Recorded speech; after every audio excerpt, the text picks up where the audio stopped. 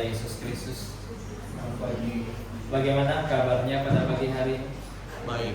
Di Tuhan semua dalam keadaan baik dan dalam keadaan sehat tentunya. Tapi di Tuhan kita telah bernyanyi memuji Tuhan, dan sekarang kita akan belajar firman Tuhan. Mari kita buka Alkitab kita dalam kitab Yunus. Kitab Yunus kita akan lihat di pasal ketiga. Kita akan belajar satu pasal dari kitab Yunus ini. Yunus pasal 3. Kita akan baca dari pertama hingga ayat yang ke-10. Yunus 3 ayat pertama hingga ayat ke-10. Jika sudah menemukannya, kita baca silih berganti. Ayat pertama, jemaat dan simpatisan. Ayat kedua, demikian kita silih berganti hingga ayat yang ke-10. Yunus 3. Datanglah firman Tuhan kepada Yunus untuk kedua kalinya. Demikian. Bangunlah, pergilah ke Niniwe, kota yang besar itu, dan sampaikanlah kepadanya seruan yang kufirmankan padamu. Bersiaplah Yunus, lalu pergi ke Niniwe sesuai dengan firman Allah. Niniwe adalah sebuah kota yang mengagumkan besar, 3 hari perjalanan luasnya. Mulailah Yunus masuk ke dalam kota itu sehari perjalanan jauhnya. Lalu berseru, 40 hari lagi, maka Niniwe akan ditunggang balikan. Orang Niniwe percaya kepada Allah. Lalu mereka mengumumkan puasa, dan mereka, baik orang dewasa maupun anak-anak, mengenakan kain kafan. Setelah sampai kabar itu kepada raja kota Niniwe, turunlah ia dari singgasananya, ditanggalkannya mukanya, disuruhkannya kain kafan, lalu duduklah ia di atas. Lalu atas perintah raja dan para pembesarnya, orang memaklumkan dan mengatakan di Niniwe demikian: manusia dan ternak, lembu, sapi dan kambing domba tidak boleh makan apa-apa, tidak boleh makan rumput, dan tidak boleh minum air. Haruslah semuanya, manusia dan ternak, berseru kain kafan dan berseru dengan keras kepada Allah, serta haruslah masing-masing berbalik dari tingkah lakunya yang jahat dan dari kekerasan yang dilakukannya. Siapa tahu, mungkin Allah akan berbalik dan menyesal serta berpaling dari murkanya yang bernyala-nyala itu, sehingga kita tidak binasa. Jika Allah melihat perbuatan mereka itu, yakni bagaimana mereka berbalik dari tingkah lakunya yang jahat, maka menyesallah Allah karena malapetaka yang telah dirancangkannya terhadap mereka, dan Dia pun tidak jadi melakukannya. Mari kita berdoa. Bapa di dalam kerajaan sorga, kami mengucap syukur atas firman yang terpelihara, sehingga kami hari ini dapat mempelajarinya. Bapa di sorga, kiranya Kau berikan hikmat kepada kami, agar kami dapat mengerti firman-Mu dengan baik, agar kami dapat semakin dewasa di dalam Kristus ketika kami memahaminya. Terima kasih Bapa. Berkati juga hamba-Mu yang menyampaikan firman-Mu. Kiranya apa yang hamba-Mu sampaikan adalah kebenaran dan bukan kesesatan. Kiranya Engkau berikan kepada hamba-Mu ini hikmat dan kemampuan untuk mengajar. Terima kasih Bapa. Hanya di dalam nama Tuhan kami Yesus Kristus kami sudah berdoa dan mengucap syukur. Amin. Saudaraku yang terkasih, Alkitab menyingkapkan pribadi Allah yang sungguh luar biasa. Allah yang kita sembah, Dia bukan Allah yang tak punya perasaan, seperti pandangan kebanyakan orang. Kebanyakan orang berpikir bahwa Allah itu tak punya perasaan. Dia adalah entitas tertinggi yang berbuat sekehendak hatinya, semena-mena, tanpa memperdulikan apapun. Sebagian orang lagi berpikir bahwa Allah itu hanya sekedar menciptakan dunia, kemudian membiarkan dunia berjalan dengan sendirinya. Saudara, Alkitab menyingkapkan Allah yang berbeda. Alkitab bukan sekedar menyingkapkan Allah yang maha adil, tetapi juga menyingkapkan Allah yang maha kasih. Saudaraku, kitab Yunus mendeskripsikan ini dengan sangat terang. Keseluruhan dari kitab Yunus menunjukkan bagaimana sikap Tuhan bisa saja berubah, tergantung kepada bagaimana manusia merespon dirinya. Saudara, Tuhan pernah berkata kepada nabi-nabi, dia katakan begini, aku berkata kepada sebuah kota, kalau aku katakan aku berkati dia, tetapi ternyata dia hidup melawan hukum, ternyata dia tidak mau patuh kepada firman-Ku, maka aku menyesal berkata akan memberkati dia. Sekarang aku akan menghukum dia, kata Tuhan. Tuhan berkata sekali lagi, Tuhan katakan, jika aku berkata kepada sebuah kota, engkau akan kuhukum, engkau akan kutunggang balikkan, tetapi akhirnya kota tersebut berkabung, bertobat, berpaling dari hidupnya yang jahat, kembali kepada Allah yang benar, mencari kebenaran dari Allah yang benar. Tuhan berkata, maka aku menyesal telah berkata akan menunggang balikkan kota tersebut, dan Tuhan akan berkati mereka. Saudaraku, itu bukan sekedar omong kosong. Itu terjadi di dalam sejarah umat manusia, tercatat dalam kitab Yunus. Bagaimana ketika manusia bertobat, murka Tuhan berubah. Tadinya Tuhan mengumumkan satu hukuman yang penuh amarah, penuh dengan murka. Dia mau curahkan itu semua ke Niniwe. Tetapi oleh karena sikap orang-orang Niniwe, Tuhan berubah. Tuhan berubah. Yang tadinya Tuhan murka, sekarang Tuhan berbelas kasihan. Nah saudara, hari ini kita mau belajar satu judul khotbah yang sungguh indah. Pertobatan, mengubah murka menjadi belas kasihan. Nah saudaraku, kitab Yunus pasal 3 khususnya memperlihatkan ada beberapa pertobatan di sini. Ada pertobatan Yunus tentunya, ada pertobatan orang Niniwe, dan juga memperlihatkan bagaimana sikap Tuhan terhadap pertobatan mereka. Nah saudara, ini yang kita pelajari hari ini. Kita mau lihat seperti apakah pertobatan yang sejati itu, dan bagaimana sikap Tuhan terhadap pertobatan yang sejati itu. Nah kita mau lihat yang pertama, seperti apakah pertobatan yang sejati. Yang pertama, pertobatan sejati adalah seperti pertobatan Yunus. Kita lihat yang pertama dan kedua. Dikatakan begini, datanglah firman Tuhan kepada Yunus untuk kedua kalinya. Demikian, bangunlah, pergilah ke Niniwe, kota yang besar itu, dan sampaikanlah kepadanya seruan yang kufirmankan kepadamu. Saudaraku, di sini Tuhan berkata, Tuhan memanggil Yunus untuk kedua kalinya. Kenapa? Karena sebenarnya Tuhan sudah pernah memanggil Yunus. Kali pertama itu muncul di pasal 1. Tetapi ketika Tuhan memanggil Yunus untuk pergi ke Niniwe, beritakan ke sana pertobatan, kasih tahu mereka akan Tuhan hukum karena dosa mereka. Apa yang terjadi? Yunus justru melarikan diri. Dia tidak mau orang-orang Niniwe kenal kebenaran. Kenapa? Karena ini kota musuh dari Israel. Mereka telah menindas Israel. Pikir Yunus mungkin, ya udahlah, mereka sudah menindas Israel, biarlah Tuhan hukum mereka. Biarkan mereka tak usah kenal kebenaran. Jangan sampai Tuhan berbalik dari hukumannya, sehingga mereka tidak jadi Tuhan hukum. Maka Yunus berpikir, saya larikan diri saja. Namun apa yang terjadi sekarang? Tuhan mendisiplinkan Yunus.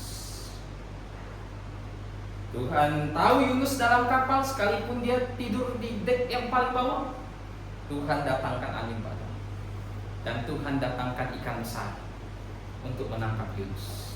Tuhan disiplinkan. Dan setelah pendisiplinan tersebut, Yunus dipanggil sekali lagi, dan kali ini dia taat. Enggak ada komplain, langsung taat. Saudara, ada sebuah pertobatan pada diri Yunus waktu itu. Saya teringat dengan satu cerita yang pernah saya baca. Ada satu orang di Texas. Dia suatu ketika pergi ke bank ingin buka rekening giro. Pegawai bank bilang, isi formulirnya.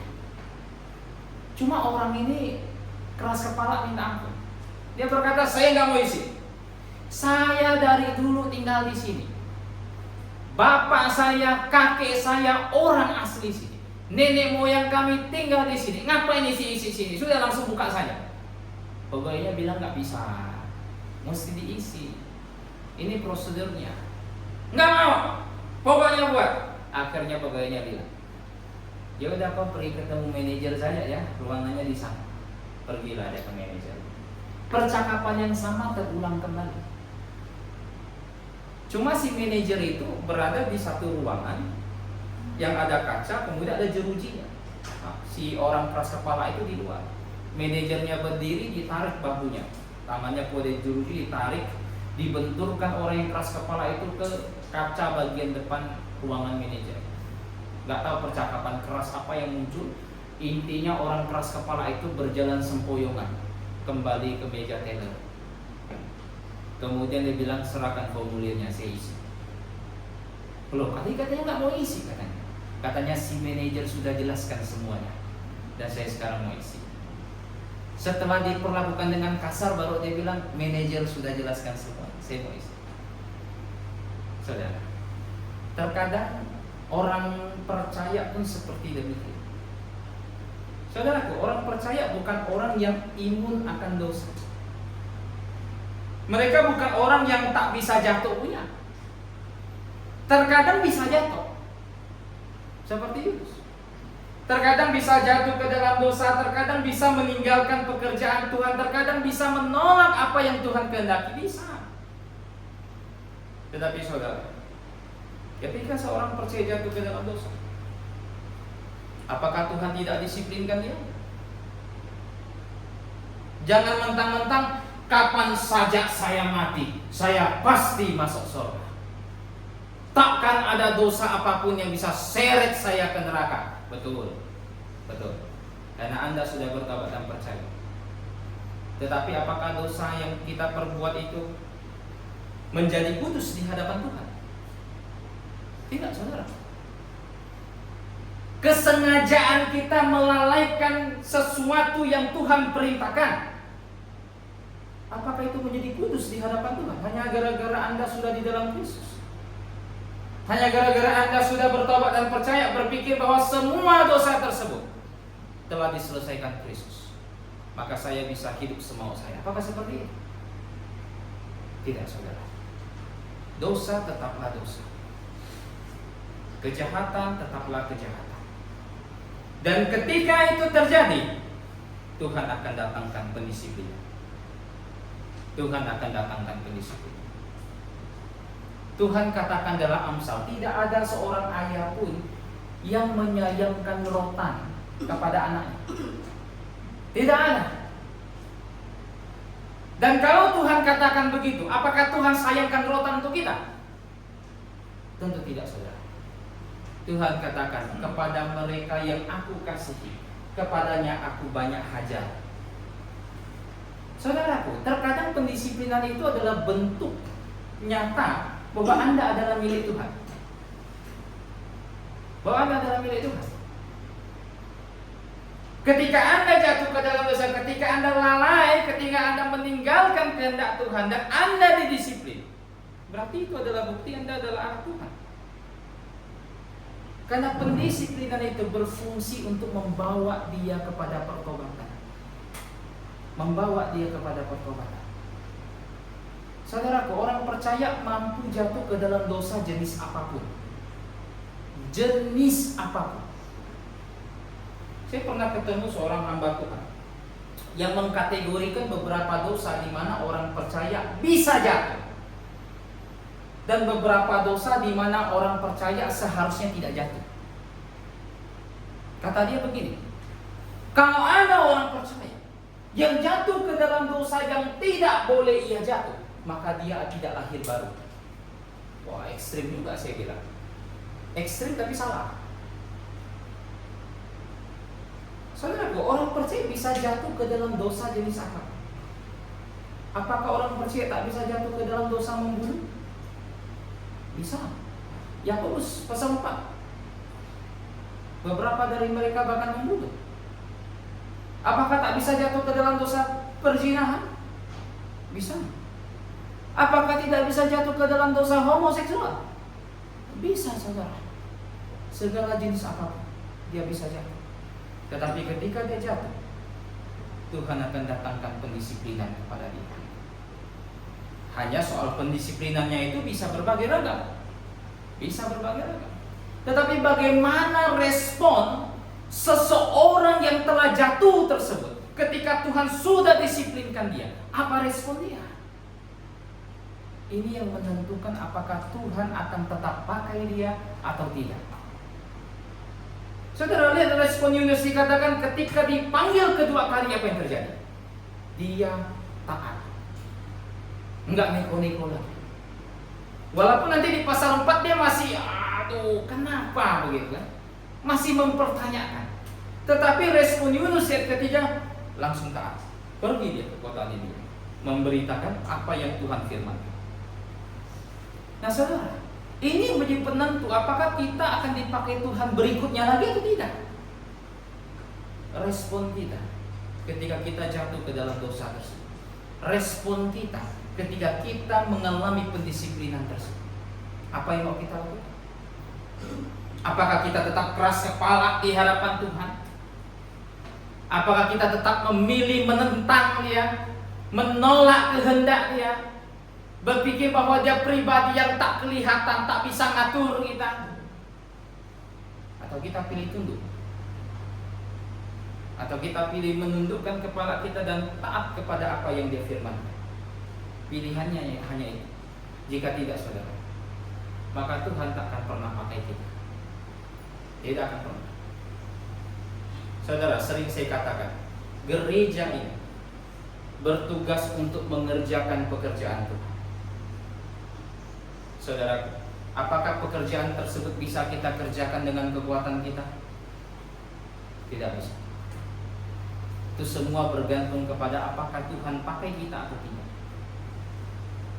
Saudara, kalau Anda lihat sepanjang catatan kisah para rasul, semua orang yang Tuhan pakai itu adalah semua orang yang berdosa dan pernah jatuh ke dalam dosa.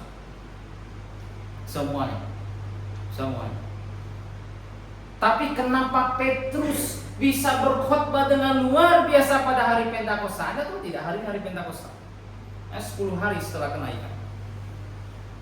Kenapa dia bisa berkhotbah dengan luar biasa? 3.000 orang berkhotbah. Mengapa jemaat mula-mula, jemaat Yerusalem, banyak di antara mereka bisa menjadi pengajar? Banyak dari antara mereka pergi sambil membawa Injil dan akhirnya jemaat berdiri. Ini jemaat biasa loh. Mengapa, saudara? Apa alasannya? Karena mereka bertobat. Petrus pernah hampir meninggalkan Tuhan.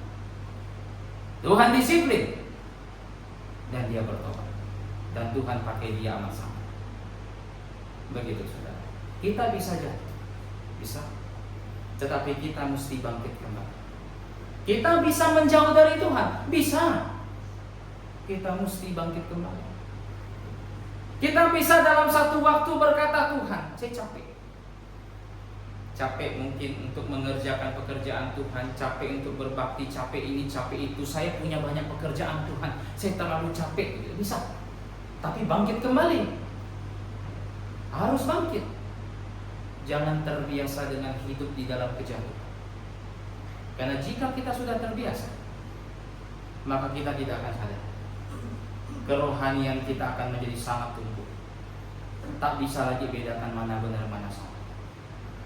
Tak bisa lagi bedakan mana kehendak Tuhan mana tidak. Tak bisa.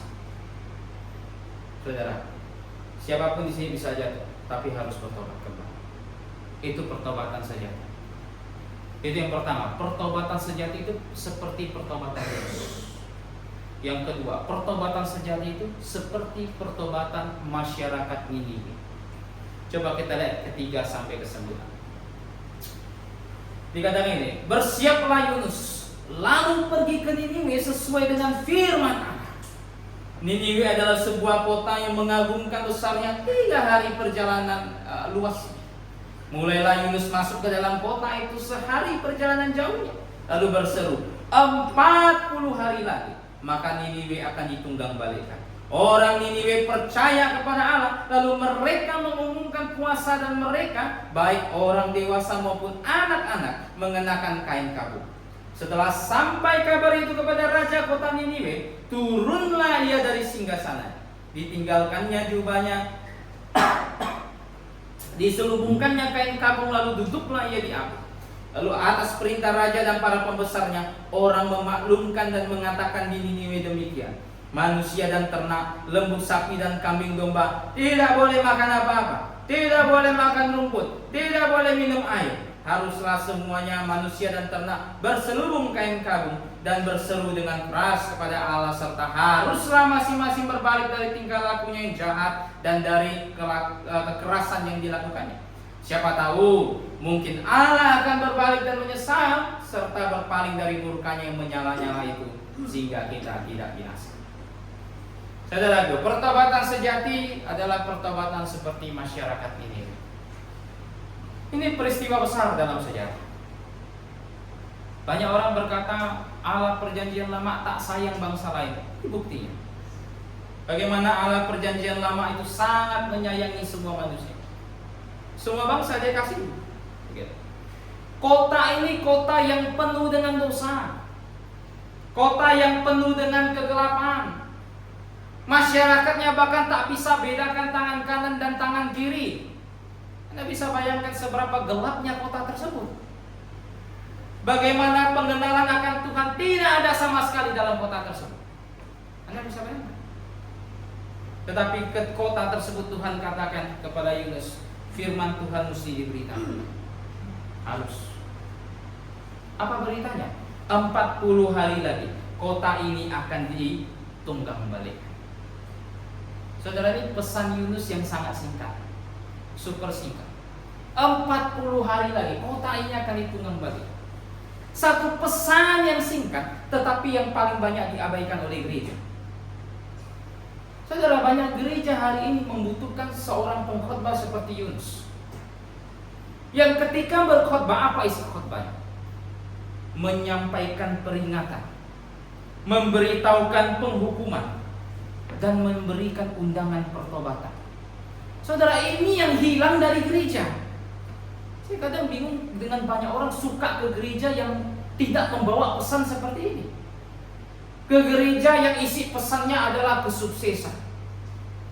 Percaya Tuhan akan kaya raya. Wow.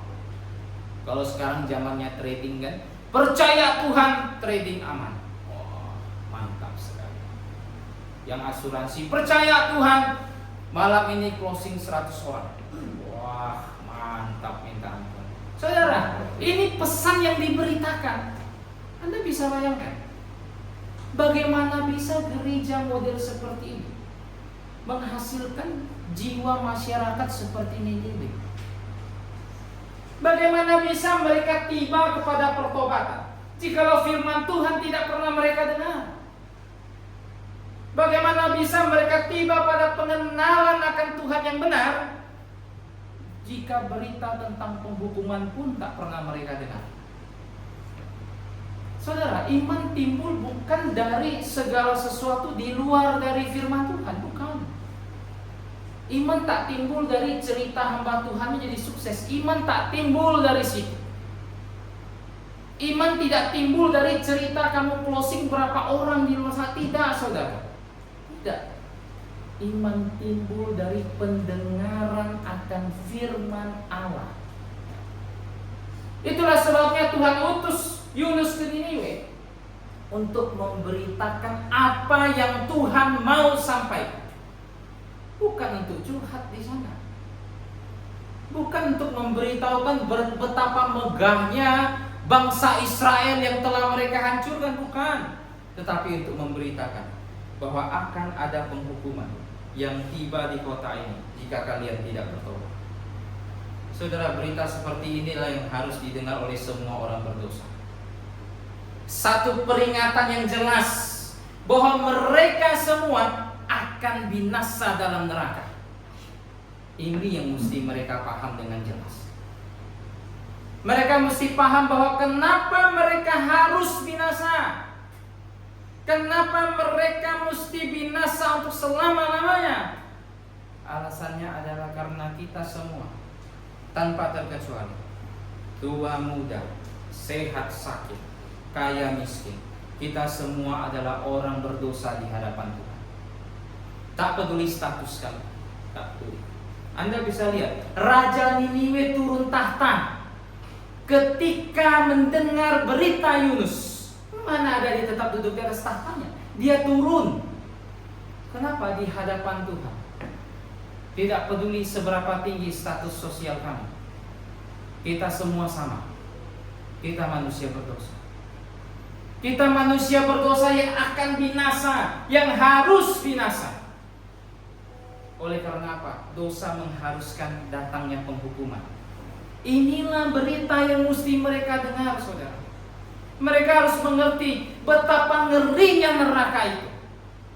Saudara, Tuhan Yesus menggambarkan kengerian neraka. Dia katakan begini, lebih baik masuk surga dengan tangan yang buntung atau dengan mata yang dicungkil dibandingkan kamu masuk neraka dengan tubuh yang utuh.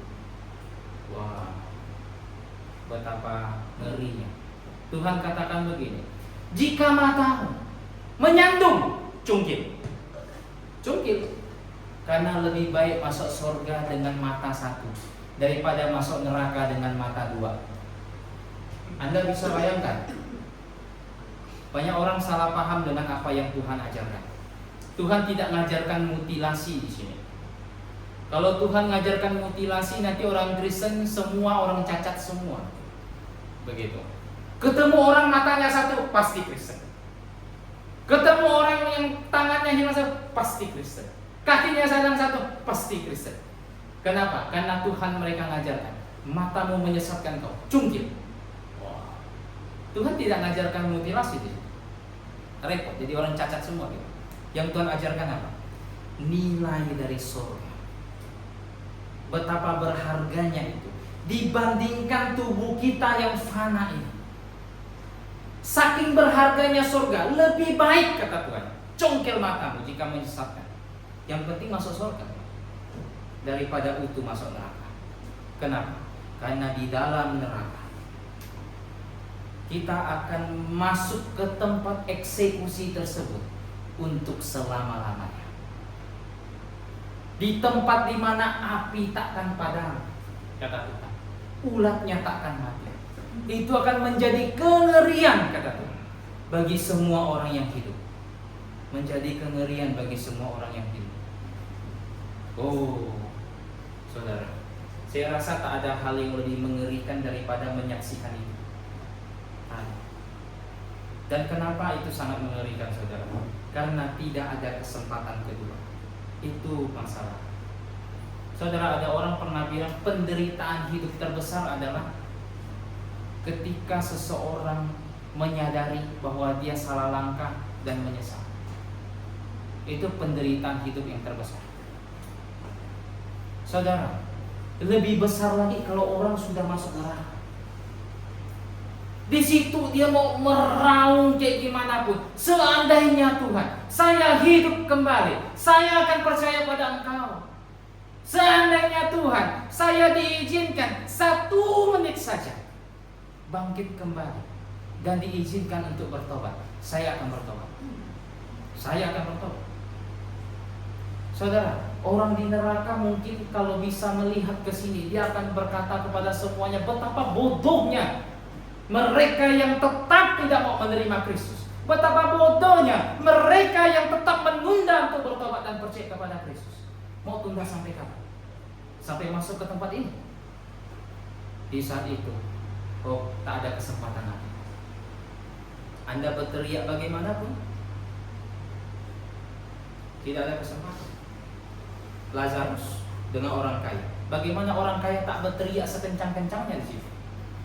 Bapak Abraham, izinkanlah kiranya jangan saya, Lazaruslah bangkit kembali. Kasih tahu keluarga saya supaya mereka jangan masuk ke tempat ini. Tapi kata Abraham apa? Kepada mereka ada kitab Taurat dan kitab nabi-nabi. Mereka kalau menolak kitab-kitab tersebut, jangankan kamu, Lazarus bangkit pun mereka tak dengar.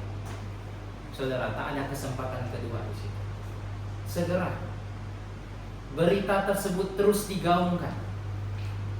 Seperti kota Niniwe, 40 hari lagi akan ditunggang balik. Haruskah Tuhan berkata seperti itu kepada kita orang per orang?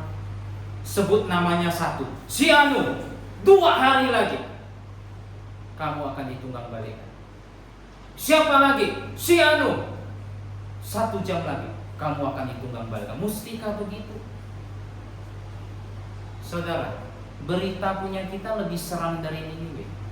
Niniwe masih enak, 40 hari lagi bisa ngukur mereka. Kalau orang zaman sekarang dapat berita seperti Niniwe, 40 hari lagi, masih lama. 40 hari lagi.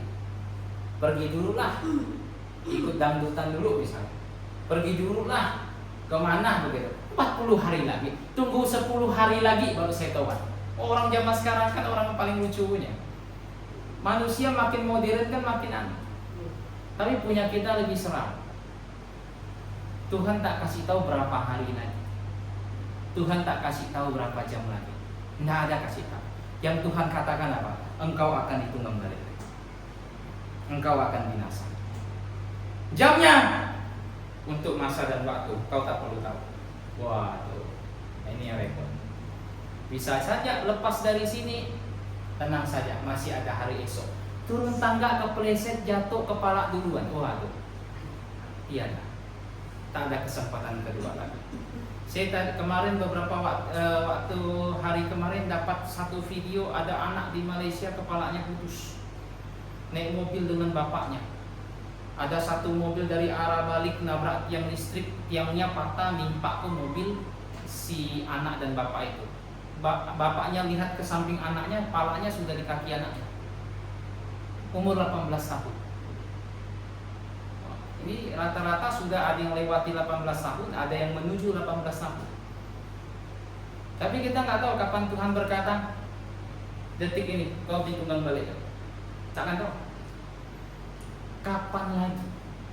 Sampai kapan lagi menunda untuk bertobat dan percaya kepada Kristus? Saudara, bersikap seperti masyarakat ini.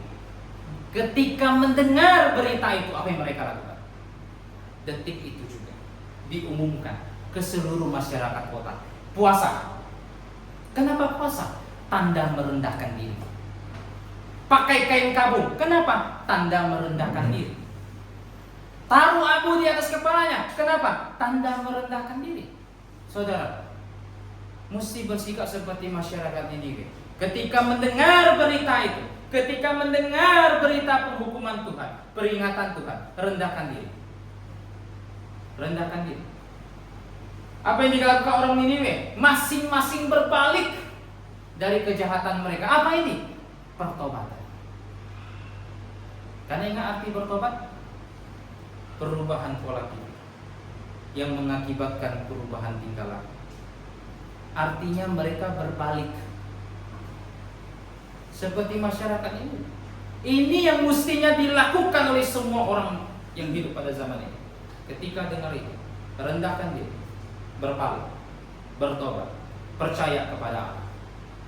Barangkali, kata masyarakat ini, Tuhan akan menyesal dan akan berbelas kasihan kepada kita. Saudara, itu yang kedua, pertobatan yang sejati. Pertobatan seperti masyarakat ini. Nah, sekarang kita mau lihat bagaimana sikap Tuhan terhadap pertobatan yang sejati itu. Apakah Tuhan bersikap dingin, tidak terpengaruh, keras kepala, tetap hukum mereka? Kita lihat ayat ke-10. Dikatakan apa? Ketika Allah melihat perbuatan mereka itu, yakni bagaimana mereka berbalik dari tingkah lakunya yang jahat, maka menyesallah Allah karena malapetaka yang telah dirancangkannya terhadap mereka, dan ia pun tidak jadi melakukannya. Oh saudara, ketika ada satu orang diberitakan kau dihukum mati, 40 hari lagi dieksekusi, dihukum tembak, tapi tiba-tiba menjelang detik terakhir sudah dibawa, dikatakan aku menyesal, tidak jadi. Waduh, orang tersebut bisa bersorak girang gimana nggak tahu lah. Apalagi orang yang sudah pasti masuk neraka punya, tiba-tiba Tuhan katakan kamu tidak perlu masuk lagi. Saudara, betapa girangnya orang tersebut. Saya katakan Tuhan adalah Allah yang maha adil. Keadilannya menuntut dia harus menghukum dosa. Tetapi Tuhan juga Allah yang maha kasih, yang menuntut dia untuk berbelas kasihan. Saudara, belas kasihannya tentu tidak akan melanggar keadilannya, itu pasti. Kalau belas kasihannya melanggar keadilannya, tinggalkan dia bukan Tuhan. Jangan sembah dia. Itu pasti, saudara. Paulus katakan Allah tak mungkin menyangkal dirinya sendiri. Kalau begitu bagaimana cara Tuhan berbelas kasihan kepada kita orang berdosa pada hari ini, sedang dia Allah yang maha adil? Jawabannya apa? Jawabannya ada pada Yesus Kristus, Tuhan kita yang datang ke dunia. Saudaraku, ketika Kristus datang ke dalam dunia, dia menjalani hidup yang kudus, dia menjalani hidup yang benar, yang padanya tidak ada dosa sama sekali. Tuhan tidak layak mati karena dia tidak berdosa. Alkitab katakan upah dosa ialah maut, tapi dia tidak berdosa. Namun dia tetap memilih jalan salib. Untuk apa? Untuk kita semua. Saudara, inilah belas kasihan Tuhan. Hukuman yang harusnya kita terima, hukuman yang harusnya menimpa kita, personal per personal, Tuhan timpakan kepada Kristus. Harusnya kita binasa, harusnya kita dihukum, tetapi hukuman tersebut diambil alih oleh Kristus. Kristus seumpama orang yang berkata kepada Pak Hakim di ruang hakim, kita sudah dieksekusi, dijatuhkan hukuman. Kristus berdiri dan berkata, saya yang gantikan. Saudara, ketika hukuman tersebut dilaksanakan, ketika hukuman tersebut ditimpakan kepada Kristus, artinya apa? Artinya hukum terpuaskan. Maka tak perlu lagi Anda dihukum, tak perlu lagi kita dihukum, tidak perlu lagi. Kenapa? Karena hukuman tersebut telah diselesaikan, telah dipuaskan di atas salib Kristus. Inilah belas kasihan Tuhan. Sehingga siapapun yang bertobat dan percaya kepada Kristus, hari ini, detik ini, murka Tuhan berubah. Berubah, saudara. Tuhan katakan dalam Injil Yohanes, murka Tuhan ada di atas kepala mereka yang belum mengenal Kristus, yang terus menolak. Tetapi ketika Anda hari ini, detik ini bertobat dan percaya, murka itu berubah menjadi belas kasihan Tuhan. Kenapa? Karena murka tersebut telah dijatuhkan seutuhnya kepada Yesus Kristus. Sehingga Kristus mati bagi kita, dan kita hari ini hidup bagi Kristus. Dosa kita berikan kepada Kristus, dan dia dihukumkan atas dosa kita. Kebenaran Kristus diberikan kepada kita, sehingga kita menjadi orang benar. Saudara, ini perubahan sikap Tuhan terhadap semua orang yang menerima, terhadap semua orang yang bertobat dan percaya kepada Kristus. Jangan berkata, saya belum siap untuk terima. Saya sering kali ketemu dengan anak-anak SMA di RBC sana. Kenapa kamu belum bertobat dan percaya kepada Kristus? Saya belum siap terima, Pak. Kenapa? Saya belum siap tinggalkan musik dangdut saya. Saya belum siap tinggalkan apa gitu. Saya belum siap tinggalkan apa gitu, saudara. Semua orang yang bertobat dan percaya kepada Kristus, kenapa mereka melakukan itu? Karena mereka berdosa. Kan begitu. Jika mereka tak berdosa, mereka tak butuh Kristus. Selesai. Tapi saya orang berdosa, saya butuh Kristus.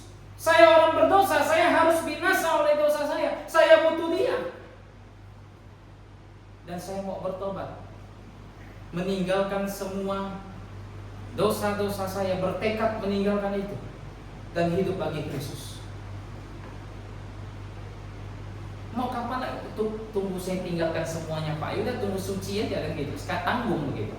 Tunggu saya tinggalkan musik duniawi. Kalau udah tinggalkan, tunggu saya tak bisa dosa lagi Pak. Ah, udah. Tunggu suci sampai mati pun tak akan suci. Tak.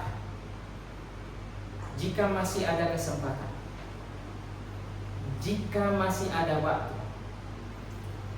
jika masih ada hari ini, bertobatlah dan percayalah kepada Kristus. Maka murka Tuhan akan berubah menjadi belas kasih. Nah saudara, hari ini kita belajar bagaimana pertobatan itu mengubah murka Tuhan menjadi belas kasih. Hari ini saya mengajak kita semua, siapapun itu, mau yang sudah percaya Tuhan, mau yang belum sekalipun, jika Anda jatuh dalam dosa atau jika Anda masih hidup dalam dosa Anda, bertobatlah. Bertobatlah. Jika tidak, bagi yang belum percaya, hukuman Tuhan menanti. Bagi yang sudah percaya, pendisiplinan Tuhan menanti. Segera bertobat. Bersikaplah seperti Yunus atau masyarakat ini, sehingga Tuhan berubah, memakai kita, mencurahkan belas kasihannya kepada kita. Kita tutup dalam doa. Minta